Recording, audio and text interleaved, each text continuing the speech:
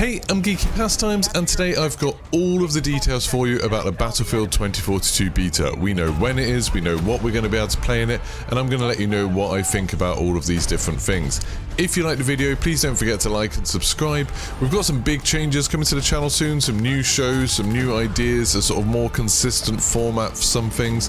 I think you'll really like them, so make sure you subscribe, turn notifications on, and you'll see when those new shows start up. So, the open beta has finally been announced as coming next week. We obviously expected this to be something that we would get in September. They delayed the game, they delayed the beta alongside it, but we're getting it right at the beginning of October, so it's going to be starting next week. The preload for everybody starts at 8 AM on Tuesday the 5th of October in the UK. So that means everybody can preload it, everyone can get it downloaded. The open beta begins at 8 AM UK time on Friday the 8th of October, and it's going to run until 8 AM on Sunday the 10th of October. Quite important to note that the beta is actually ending at 8 AM in the morning on Sunday, so it's not like some of the betas like the Call of Duty beta that ran until Monday or Tuesday. It's going to end on Sunday, so you're going to have to get your games in on Friday and Saturday.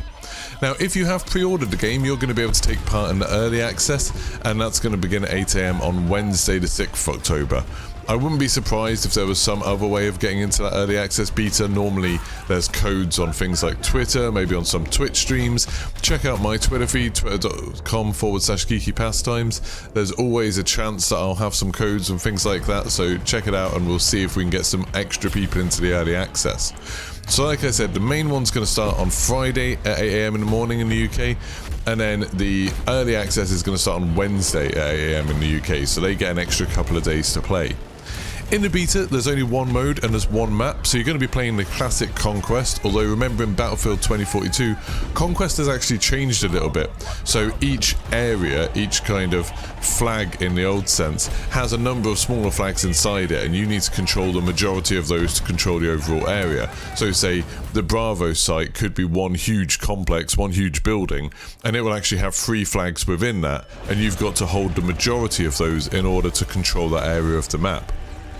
The map is Orbital, which is a map that we've seen shown off a little bit already. It's a huge map set in French Guiana, focused on a space launch facility. In the blogs that they posted, they said it's inspired by the Kennedy Launch Center, and you can see that especially with the huge vehicle assembly building. For people who are super into space stuff like I am, I think that's pretty exciting to be able to mess around with a vehicle assembly building. Then there's the Tanegashima Space Center in Japan with the sort of huge complex kind of launch apparatus with the big folding arms and stuff like that. And then they've said that they've used the landscape of New Zealand, so it's got like dramatic rolling hills surrounding it, even though it's actually set in French Guiana. For gameplay inspiration, they've said they've taken cues from Caspian Border, which is obviously a big fan favourite map. It's one of the hugest maps, and Orbital's even bigger than that. So there's lots of space for both vehicle and infantry combat. There's like buildings where you can have some sort of close quarters combat, and then there's loads of open space where you can have like tanks and helicopters and jets fighting as well. The map also features dynamic events. They talk about the rocket being able to somehow launch or get destroyed during the match.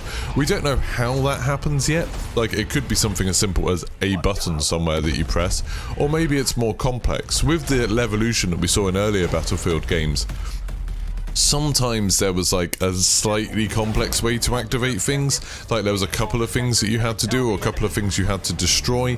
I'm hoping it's a bit like that, you know, almost like a mini little Easter egg that you can do during a match to change the map. I think that would be very cool.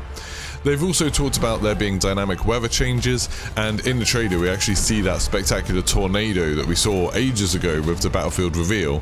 Now we can see that on this map and you can see what it's doing, so it's going to be interesting to mess around with that tornado.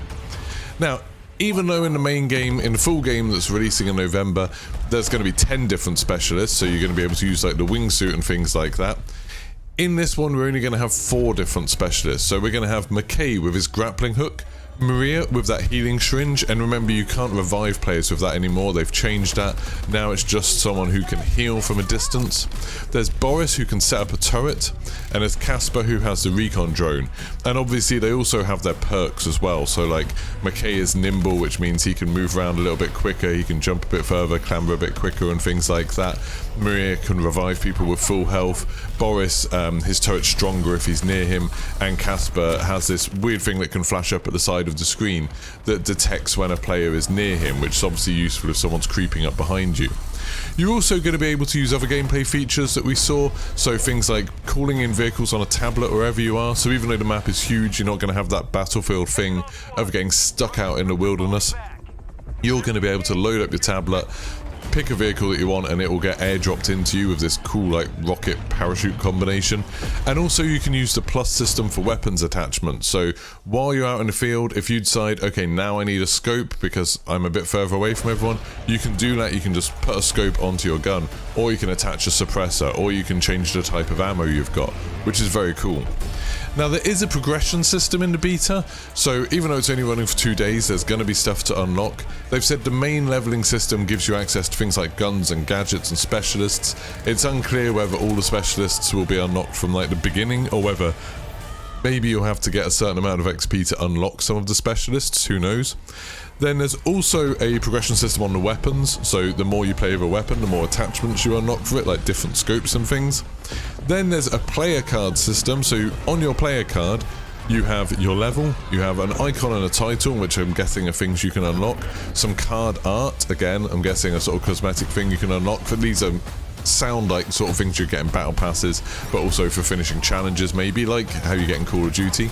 And you can also show off free badges you've earned, so badges could be things for amazing things you've done in a game, or your mastery level with a weapon or a specialist or something like that. That sounds a lot like Apex, where you can kind of choose 3 different things to show off on your player card that everyone will be able to see. Then there's some new cosmetics that look a little bit more unique. So there's some cosmetics like skins and things like that, which they've shown off. This black and red one looks really cool. They've talked about the fact that the gun skins actually cover all of the attachments, which is pretty cool, and something that seems like a little bit of a dig at Call of Duty, something Call of Duty hasn't done. Where, say if you've got a sort of this cool black and red skin for an assault rifle, and then you put a massive scope on the assault rifle, that will also share that skin. So it's like a complete set for you. Now those you can unlock through mastery awards, the black and red ones they've shown off, but they've said that you will be able to buy cosmetics as well.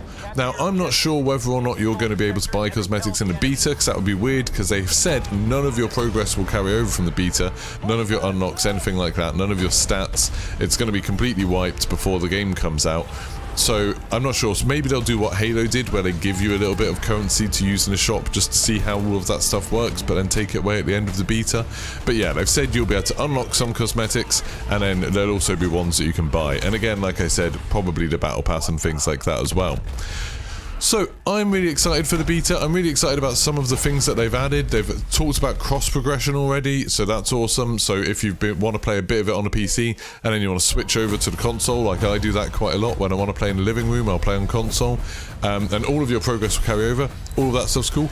I'm excited to see Orbital, and I really want to see this rocket launch. Like, that's something I'm really looking forward to. There's definitely been an air of worry about Battlefield. I think it's hard to avoid that not just with the delay, I don't think that was such a big deal, but the fact that we've seen so little of the game, and it's still 1/3 of the gameplay experience is the Hazard Zone that we know nothing about, and the game's meant to be coming out in just over a month. It does feel a bit worrying. It feels like the sort of thing, like, if they were really proud of it, why wouldn't they be showing it off a little bit more? But now we've got this happening next week, we're going to be able to see it for ourselves, we're going to be able to see what it's like, and I think this is hopefully going to stop a lot of people worrying about it, let a lot of people make their minds up about it, and it's probably just going to be a lot of fun. Of course, I'm going to be streaming it at twitch.tv/Geeky Pastimes. I'll be showing you loads of gameplay from the beta. I'll be playing with my friends, trying to launch this rocket, trying to blow up the rocket, see how all of that works, and I'll also have videos coming to YouTube. I'll try and do some sort of, guides on how you do everything with the rocket.